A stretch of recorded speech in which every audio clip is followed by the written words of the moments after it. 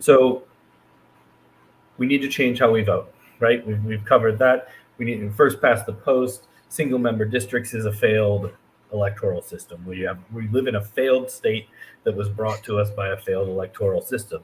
So we've talked about we need a different way to vote. We need ranked choice voting, star. If you're have bad opinions on this, approval, right? But we need a different voting system. But we also need to change the way that how we elect people into our legislatures. We need multi-member proportional representation districts, but it doesn't just stop there, right? We've mentioned ballot access a few times. Ballot access is the laws that govern how candidates and parties get listed on a ballot. So how you can even be voted for and actually appear. It usually requires collecting a number of signatures.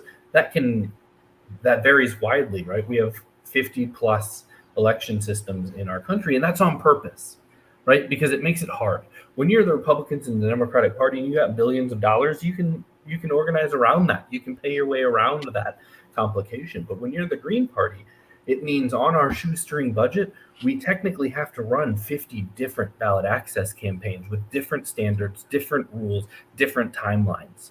There are states like Ohio that they could start petitioning in January, I believe, of 2023, and they petitioned into 2024.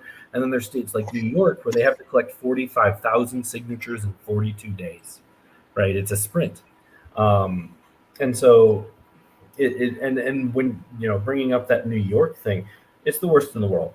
Um, when you look at other countries, when you look at countries in Europe, we're talking a few dozen to a few hundred signatures are required to run for office, not tens of thousands. That's just unheard of. And New York's is worse, even worse than Russia is another one of the bad countries for ballot access, and the New York's is worse.